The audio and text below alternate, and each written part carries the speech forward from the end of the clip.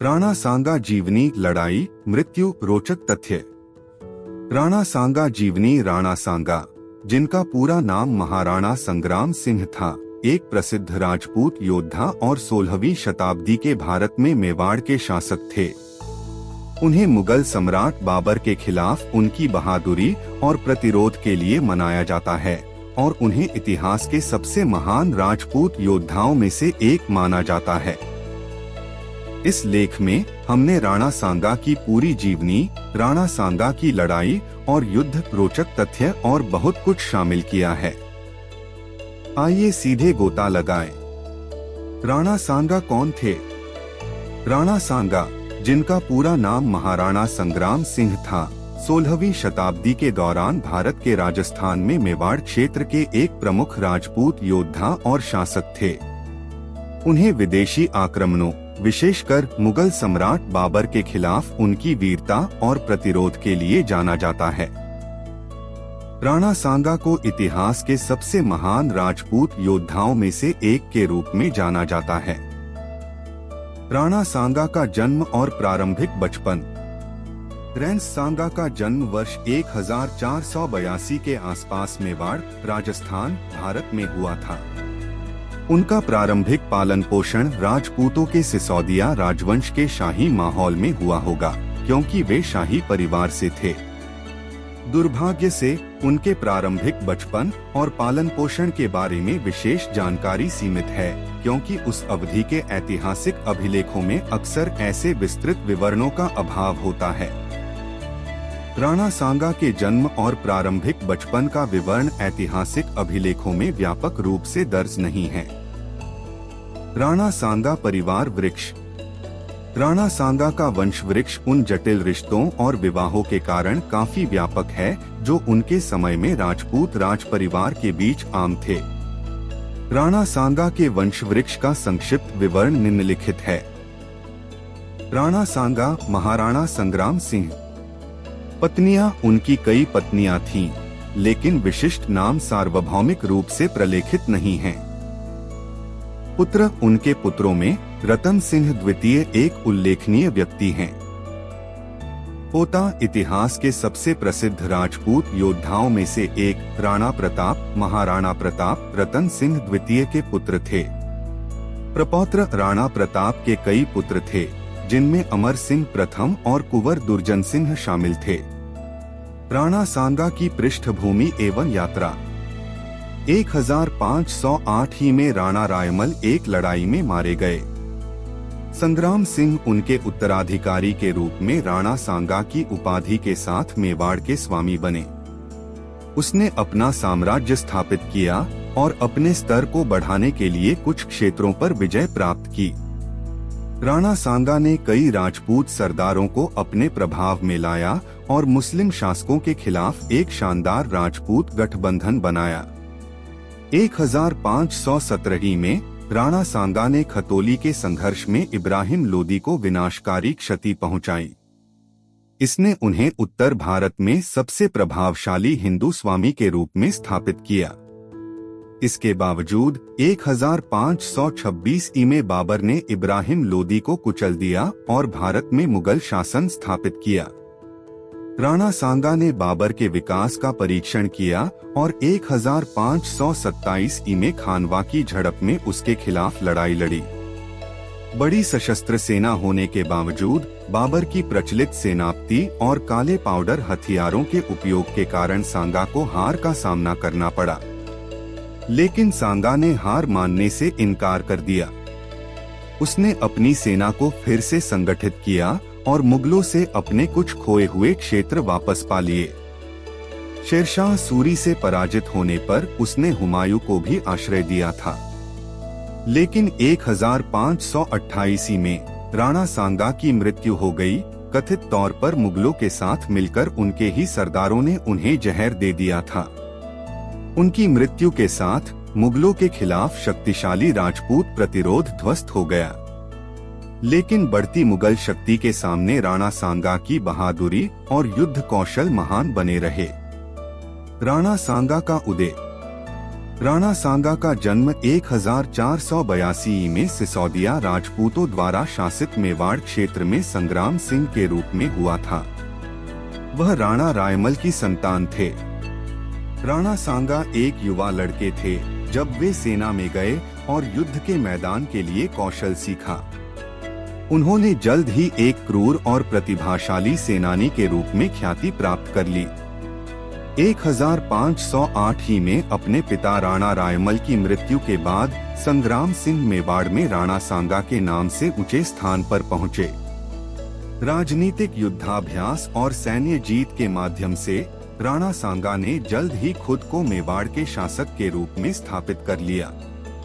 उन्होंने कई अन्य विनम्र राजपूत सरदारों को अपने प्रभाव में लाया और मुस्लिम सल्तनतों के खिलाफ एक शानदार राजपूत गठबंधन का गठन किया। 1517 में राणा सांगा ने खतौली की झड़प में इब्राहिम लोदी पर विनाशकारी विजय हासिल की। इससे एक चैंपियन के रूप में उनकी प्रतिष्ठा में उल्लेखनीय वृद्धि हुई। उन्हें मुस्लिम शासकों के खिलाफ हिंदुओं का रक्षक माना जाने लगा। उनका राज्य विभिन्न राजपूत जनजातियों के लिए एक ऊर्जावान बिंदु बन गया। 16वीं शताब्दी के मध्य में राणा सांगा को उत्तर भारत में सबसे उल्लेखनीय हिंदू शासक के रूप में पहचाना जाने लगा। उनके संघ ने अपने चरम पर सभी राजपूत कुलों को शामिल किया, जिनमें अफगान, भील और गुर्जर के साथ साथ राठौड़, सिसोदिया और कछवाहा भी शामिल थे। राणा सांगा की व्यक्तिगत बहादुरी, करिश्माई नेतृत्व और युद्धरत राजपूत कुलों को एकजुट करने की क्षमता वे नींव थीं जिन पर उनकी शक्ति और प्रभाव का निर्माण हुआ था। राणा सांगा द्वारा युद्ध एवं युद्ध। मेवाड़ के शासक राणा सांगा अपनी सैन्य कौशल के लिए जाने जाते थे और अपने जीवन काल के दौरान कई लड़ाइयों और युद्धों में शामिल रहे। निम्नलिखित कुछ उल्लेखनीय लड़ाइयों और युद्धों की सूची है जिनमें उन्होंने भाग लिया। गागरोन का युद्ध। मालवा के सुल्तान महमूद द्वितीय खिलजी और राणा सांगा की राजपूत सेना ने गागरोन की लड़ाई में लड़ाई लड़ी। वर्तमान राजस्थान राज्य में यह गागरोन किले के पास हुआ, जिसने एक महत्वपूर्ण व्यापार मार्ग की रक्षा की। राणा सांगा ने अपने राज्य का प्रभाव दक्षिण पश्चिम में मालवा और गुजरात तक फैलाना शुरू कर दिया था। सामरिक दृष्टि से गागरोन किले ने एक चुनौती पेश की। 1523 में राणा सांगा ने गागरोन के गढ़ को अवरुद्ध कर दिया, फिर भी उनकी सेनाएं इसकी सुरक्षा में प्रवेश नहीं कर सकी। मालवा के शासक महमूद द्वितीय खिलजी एक बड़ी सशस्त्र सेना के साथ गागरोन पोस्ट को आसान बनाने के लिए मांडू से चले। गढ़ के नीचे के मैदानों में दोनों सेनाओं ने क्रूर युद्ध में भाग लिया। राणा सांगा ने राजपूत वीरों के एक समूह को लड़ाई में खदेड़ दिया। मालवा के संघर्षरत हाथियों द्वारा शुरुआत में विनाश करने के बावजूद राणा सांगा के रेंजरों ने अंततः जीत हासिल की। एक तीव्र संघर्ष के बाद मालवा की सेनाओं को परास्त कर दिया गया। इस निर्णायक राजपूत जीत ने मालवा सल्तनत से महत्वपूर्ण गागरोन किले का नियंत्रण छीन लिया। इसने राणा सांगा के लिए दक्षिण पश्चिम की ओर अपने राज्य का विस्तार करने का मार्ग भी खोल दिया। महमूद द्वितीय खिलजी की सेनाओं पर इस रणनीतिक विजय के बाद एक दुर्जेय हिंदू सैन्य नेता के रूप में राणा सांगा की प्रतिष्ठा चरम पर थी। खतौली का युद्ध। 16वीं शताब्दी के मध्य में उत्तर भारत का अधिकांश भाग लोदी वंश द्वारा नियंत्रित दिल्ली सल्तनत के अधीन था। अंतिम लोदी राजा इब्राहिम लोदी ने अपने निरंकुश शासन के कारण कई अफगान मालिकों को अलग कर दिया था। राणा सांगा ने इसे अपना स्तर बढ़ाने और दिल्ली सल्तनत को चुनौती देने का एक अद्भुत मौका माना। उन्होंने असंतुष्ट अफगान सरदारों और राजपूत शासकों का समर्थन जुटाया। 1517 में राणा सांगा और उनकी संघ सेना ने इब्राहिम लोदी की सेना का सामना करने के लिए दिल्ली की ओर मार्च किया। आगरा के पास खतौली में दोनों सेनाओं का आमना सामना हुआ। राणा सांगा के पास हसन खान मेवाती के नेतृत्व में अफगान घुड़सवार सेना की एक टुकड़ी के साथ साथ राजपूतों की एक बड़ी सेना थी। खतौली के युद्ध में सांगा की सेना ने इब्राहिम लोदी की सेना को निर्णायक रूप से हरा दिया। लोदी स्वयं युद्धभूमि से भागने में सफल हो गया। यह राणा सांगा की एक बड़ी जीत थी। इससे उनकी सैन्य प्रतिष्ठा में काफी वृद्धि हुई, क्योंकि वह दिल्ली के मौजूदा सुल्तान को हराने में कामयाब रहे थे। इससे भी महत्वपूर्ण बात यह है कि खतौली ने दिल्ली सल्तनत से मुकाबला करते हुए उत्तर भारत में प्रमुख राजपूत शासक के रूप में सांगा की स्थिति को मजबूत किया। हालांकि दिल्ली पर कब्जा करने में असमर्थ खतौली ने राणा सांगा के अधीन राजपूत संघ को लोदी वंश के लिए एक मजबूत विरोध बना दिया। धौलपुर का युद्ध। राणा सांगा एक युवा योद्धा अपनी बहादुरी और कौशल के लिए प्रसिद्ध हो रहे थे। 1504 में उन्होंने दिल्ली से शासक सिकंदर लोदी की सेना के खिलाफ राजपूत शक्तियों को खदेड़ दिया। पूर्वी राजस्थान में धौलपुर के पास वे युद्ध में लगे रहे। हालांकि राणा सांगा बौने थे, उन्होंने चतुराई से अपने रेंजरों और धनुर्धारियों को भेजा। राजपूत बिजली की गति से दुश्मन पर काबू पाने के लिए पीछे चले गए। काफी लड़ाई के बाद सिकंदर लोदी की सेना नष्ट हो गई। धौलपुर में विजय ने बले से लेकर ड्राइव तक में राणा सांगा का पूर्वी राजस्थान पर नियंत्रण स्थापित कर दिया। इस लड़ाई के बाद एक प्रभावशाली सैन्य अग्रदूत के रूप में उनकी प्रतिष्ठा विकसित होती रही। इधर की लड़ाई। 1513 में गुजरात सल्तनत ने मेवाड़ की सीमाओं के पास रणनीतिक रूप से स्थित इडर किले पर कब्जा करने के लिए सेना भेजी। इडर का नियंत्रण गुजरात को आकर्षक व्यापार मार्गों तक पहुंच प्रदान करेगा। राणा सांगा ने इस घुसपैठ को अपने पश्चिमी हिस्से के लिए खतरे के रूप में देखा। इधर की सुरक्षा को मजबूत करने के लिए तेजी से राजपूत योद्धाओं को संगठित किया। 1514 में उन्होंने गुजरात की घेराबंदी को तोड़ने के लिए एक सेना का नेतृत्व किया। लड़ाई तीव्र थी, लेकिन राणा सांगा की घुड़सवार सेना ने लगभग 1 साल के लंबे संघर्ष के बाद अंततः आक्रमणकारियों पर काबू पा लिया। अगले कई वर्षों तक राणा सांगा के राजपूतों और गुजरात सल्तनत सैनिकों के बीच सिलसिलेवार संघर्षों में इडर पर नियंत्रण को लेकर विवाद जारी रहा। 1517 में राणा सांगा ने इडर के पास गुजरात सेना के खिलाफ निर्णायक जीत हासिल की और इस क्षेत्र में राजपूत प्रभुत्व को मजबूती से स्थापित किया। इधर की लड़ाई ने बड़ी हमलावर सेनाओं को हराने के लिए अपनी घुड़सवार सेना की गतिशीलता का फायदा उठाने में राणा सांगा की सैन्य प्रतिभा का उदाहरण दिया। इसने राजस्थान की सीमाओं को बाहरी आक्रमण से सुरक्षित रखने की उनकी प्रतिबद्धता को भी प्रदर्शित किया। हालांकि अस्थायी इधर की रक्षा में राणा सांगा की सफलताओं ने उनके राज्य की सीमाओं को पश्चिम की ओर बढ़ाने में मदद की। वे गुजरात जैसे क्षेत्रीय प्रतिद्वंद्वियों के खिलाफ अपने उभरते साम्राज्य की कमजोर पश्चिमी सीमाओं को सुरक्षित रखने में महत्वपूर्ण साबित हुए। खानवा का युद्ध। खानवा का संघर्ष मेवाड़ के राणा सांगा और मुगल वंश के बाबर के बीच वॉक 1527 को हुआ था। राणा सांगा ने बाबर के विस्तार को चुनौती देने के लिए हसन खान मेवाती जैसे राजपूत शासकों और अफगानों का एक शानदार सहयोग इकट्ठा किया था। सांगा द्वारा संचालित राजपूत अफगान सशस्त्र बल की संख्या बेजोड़ थी, जिसकी संख्या बाबर की 25,000 से 30,000 की तुलना में 1 लाख से 2 लाख के बीच आंकी गई थी। हालांकि बाबर को प्रौद्योगिकी में लाभ था, उसने बड़े पैमाने पर ओटोमन भाड़े के सैनिकों द्वारा संचालित फील्ड गन, माचिस और तोपखाने का उपयोग किया। आगरा के पास खानवा में मुगलों ने युद्ध के मैदान में खाइयां खोद दी, जो राजपूत घुड़सवार सेना के लिए एक अपरिचित रणनीति थी। प्रारंभिक झड़प के बाद मुख्य लड़ाई 16 मार्च को शुरू हुई, जिसमें राणा सांगा ने अपनी सेना का नेतृत्व किया। राजपूत योद्धाओं के उग्र प्रतिरोध के बावजूद श्रेष्ठ मुगल मारक क्षमता और रणनीति प्रबल रही। राणा सांगा स्वयं गंभीर रूप से घायल हो गए। राजपूत सेना बाबर की तोपखाने और माचिस की आग से उबर नहीं सकी। 10,000 से अधिक लोगों की भारी क्षति के साथ उन्हें परास्त किया गया। बाबर ने हिंदुस्तानी सेनाओं पर निर्णायक जीत हासिल की थी। राणा सांगा बच गए, लेकिन उनकी सैन्य अजेयता की आभा क्षतिग्रस्त हो गई। इस हार ने राजपूत वर्चस्व के अंत और बाबर के अधीन उत्तर भारत पर मुगल शासन की शुरुआत को चिह्नित किया। मालवा सल्तनत के विरुद्ध युद्ध। राणा सांगा के समय में मालवा सल्तनत उत्तर भारत के पश्चिमी भाग में क्षेत्रीय मुस्लिम राज्यों में से एक था। इसका शासक महमूद खिलजी द्वितीय एक महत्वाकांक्षी राजा था और राजपूताना पर विजय प्राप्त करके अपने राज्य का विस्तार करना चाहता था।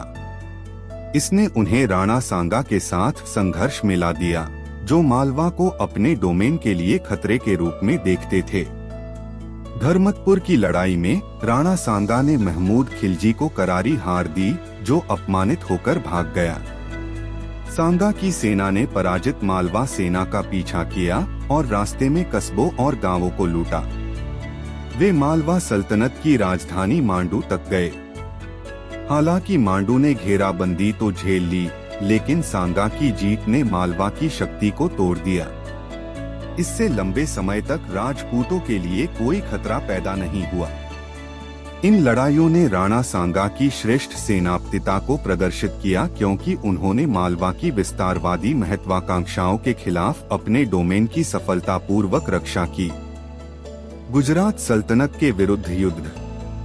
सुल्तान मुज़फ्फर शाह प्रथम के अधीन गुजरात सल्तनत एक और उभरती हुई शक्ति थी, जिसका राणा सांगा के साथ संघर्ष हुआ। 1519 ई में मुज़फ्फर शाह ने मेवाड़ पर आक्रमण करने के लिए एक सेना भेजी। हालांकि राणा सांगा ने अरावली पहाड़ियों के एक दर्रे पर उन्हें करारी शिकस्त दी। 1520 ई में मुज़फ्फर शाह ने स्वयं एक बड़ी सेना का नेतृत्व करते हुए राणा सांगा के राज्य पर आक्रमण किया। सांगा ने अपनी सेनाएं इकट्ठी की और मांगरोल गांव में उनसे मुलाकात की। मंगरोल की लड़ाई में राणा सांगा ने महान सेनापति का प्रदर्शन किया और संख्या में कम होने के बावजूद गुजरात की सेना को परास्त करने में कामयाब रहे। मुज़फ्फर शाह को बंदी बना लिया गया। अपनी रिहाई के लिए मुज़फ्फर शाह ने मंडरायल का रणनीतिक किला राणा सांगा को सौंप दिया और एक बड़ी युद्ध क्षतिपूर्ति भी अदा की। उनकी सफलता से उत्साहित होकर 1523 ई में राणा सांगा ने गुजरात के अधीन बंदरगाह शहर सूरत पर कब्जा करने के लिए एक अभियान भेजा, लेकिन ये असफल रहा। फिर भी गुजरात पर सांगा की जीत ने सुनिश्चित किया कि उसके राज्य की पश्चिमी सीमाएं सल्तनत के किसी भी आक्रमण से अपेक्षाकृत सुरक्षित थीं। लड़ाइयों ने उत्तर भारत में वर्चस्व की होड़ कर रहे मुस्लिम सल्तनतों के खिलाफ हिंदू हितों के रक्षक के रूप में राणा सांगा की छवि को मजबूत किया। बाबर की तुर्क-मंगोल सेना के विरुद्ध मार्च। 1526 में तैमूर के वंशज बाबर ने पानीपत की पहली लड़ाई में इब्राहिम लोदी को हराया और भारत में मुगल राजवंश की स्थापना की। राणा सांगा ने बाबर को उत्तर भारत में राजपूत हितों के लिए एक बड़े खतरे के रूप में देखा। उसने बाबर के विस्तार को चुनौती देने की तैयारी शुरू कर दी। 1527 के अंत में राणा सांगा ने बाबर से मुकाबला करने के लिए हसन खान मेवाती, मेदिनी राय, अंबर के राजा जैसे राजपूत शासकों का एक भव्य गठबंधन इकट्ठा किया। उन्होंने घुड़सवार सेना, पैदल सेना, तोपखाने सहित 2 लाख से अधिक लोगों की एक बड़ी सेना के साथ आगरा के पास खानवा में बाबर की स्थिति की ओर मार्च किया। राणा सांगा की विविध सेना में राजपूत, अफगान, भील और विभिन्न उत्तरी पहाड़ी जनजातियों के सदस्य थे। यह विभिन्न गुटों को एकजुट करने की उनकी क्षमता को दर्शाता है। हालांकि बाबर ने नई युद्ध क्षेत्र रणनीति अपनाई थी और बड़े पैमाने पर बारूद, आग्नेयास्त्रों और तोपखाने का इस्तेमाल किया था, जिसकी राजपूत नेतृत्व वाली सेना में कमी थी।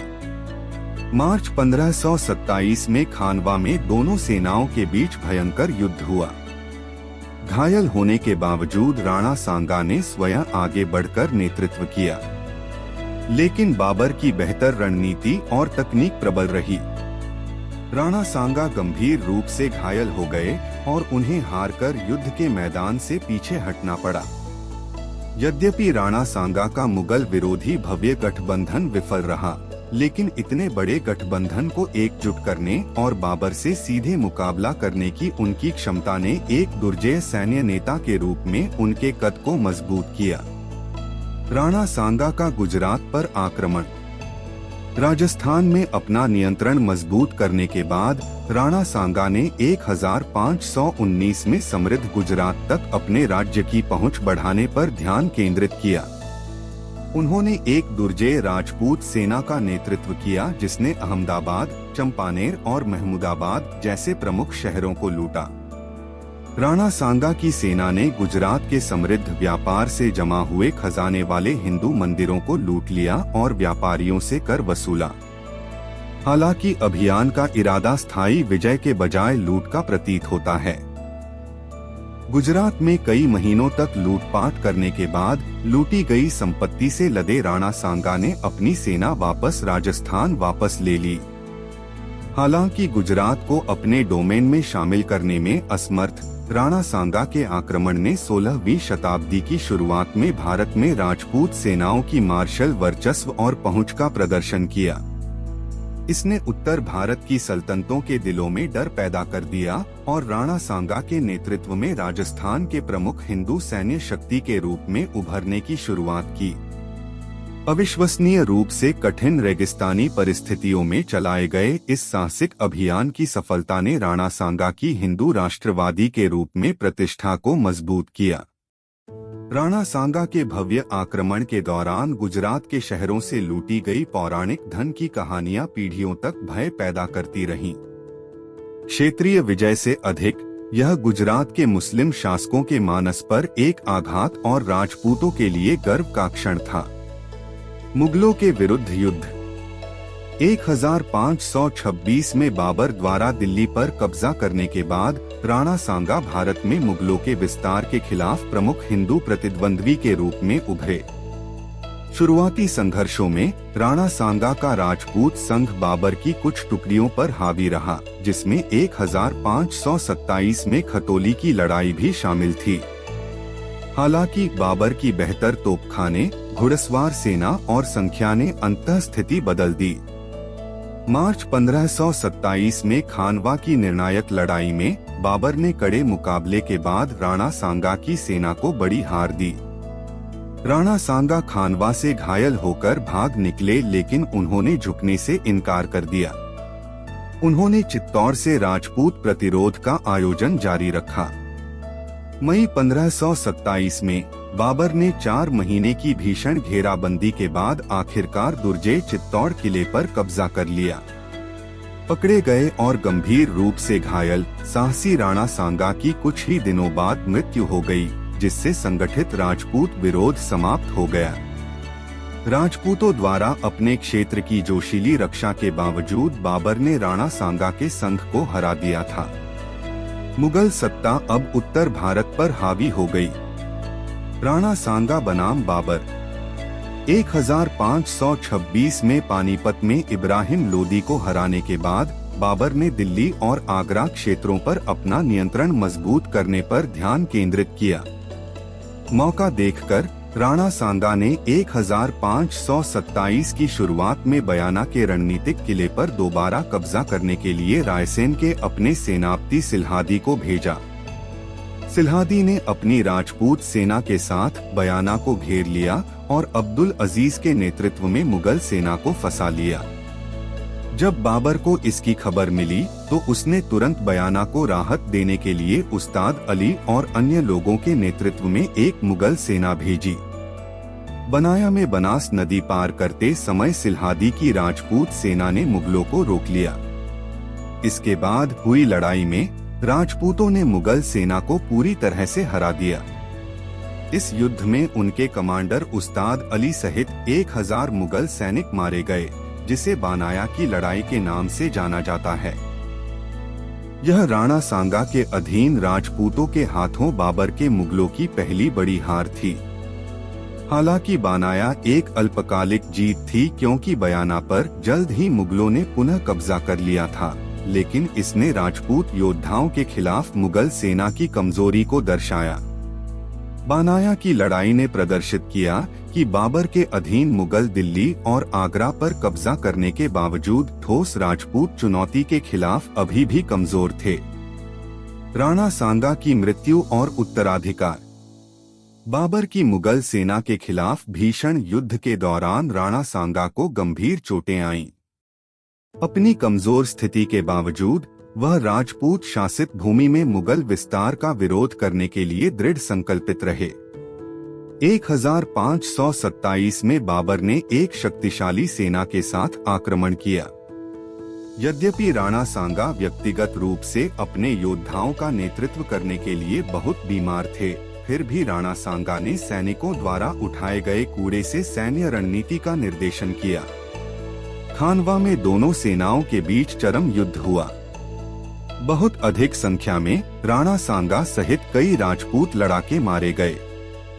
बाबर की जीत निर्णायक थी। मुगल तीरों और तलवारों से गंभीर रूप से घायल साहसी राणा सांगा को युद्ध के बाद जीवित पकड़ लिया गया। उसने जल्द ही अपने घावों के कारण दम तोड़ दिया। राणा सांगा की मृत्यु ने प्रारंभिक मुगल शासन के खिलाफ एकीकृत राजपूत प्रतिरोध के अंत को चिह्नित किया। खानवा विजय के बाद बाबर ने राजस्थान के कुछ हिस्सों पर कब्जा कर लिया। जो वफादार सरदार और योद्धा बच गए, उन्होंने राणा सांगा के सबसे बड़े बेटे रतरौद्र को शासक पद के उत्तराधिकारी के रूप में स्थापित करने में मदद की। लेकिन इस क्षेत्र पर मुगल सत्ता का प्रभुत्व था। राणा सांगा की हार ने भारत के अंदरूनी हिस्सों में मुगल विस्तार के लिए दरवाजा खोल दिया। लेकिन एक हिंदू देशभक्त और योद्धा शासक के रूप में उनकी वीरतापूर्ण विरासत प्रभावशाली रही। आज भी राणा सांगा राजस्थानी संस्कृति में राजपूतों के शहीद नायक के रूप में पूजनीय हैं। मुगलों से लड़ने में उनकी सभी बाधाओं के बावजूद बहादुरी प्रसिद्ध हो गई। राणा सांगा के बारे में रोचक तथ्य। राणा सांगा के बारे में कुछ रोचक तथ्य इस प्रकार हैं।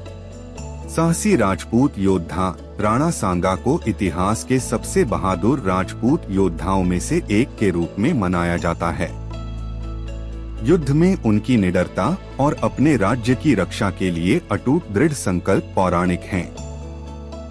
खानवा की लड़ाई। हालांकि उन्हें बाबर के खिलाफ खानवा की लड़ाई में हार का सामना करना पड़ा, लेकिन शक्तिशाली मुगल साम्राज्य का सामना करने में उनके साहस की कई लोग प्रशंसा करते हैं। यह युद्ध भारतीय इतिहास की एक महत्वपूर्ण घटना है।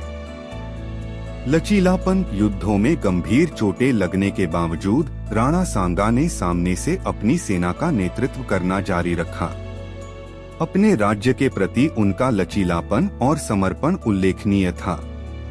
प्रतिरोध की विरासत। विदेशी आक्रमणों के खिलाफ राणा सांगा के प्रतिरोध ने भावी पीढ़ियों को प्रेरित किया और उनकी विरासत उनके प्रसिद्ध वंशज महाराणा प्रताप के माध्यम से जीवित रही, जिन्होंने मुगलों के खिलाफ लड़ाई जारी रखी। राजपूत परंपराएं। उन्होंने राजपूत परंपराओं और मूल्यों को बरकरार रखा, जिनकी विशेषता वीरता, सम्मान और कर्तव्य की मजबूत भावना थी।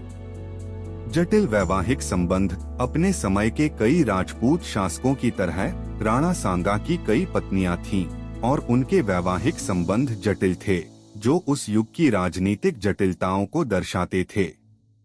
राजपूताना में भूमिका। राणा सांगा ने राजपूताना, अब राजस्थान, के इतिहास में महत्वपूर्ण भूमिका निभाई और क्षेत्र की विरासत पर एक अमिट छाप छोड़ी। ऐतिहासिक विरासत। उनका जीवन और लड़ाई भारत में ऐतिहासिक शोध, साहित्य और प्रशंसा का विषय बनी हुई है।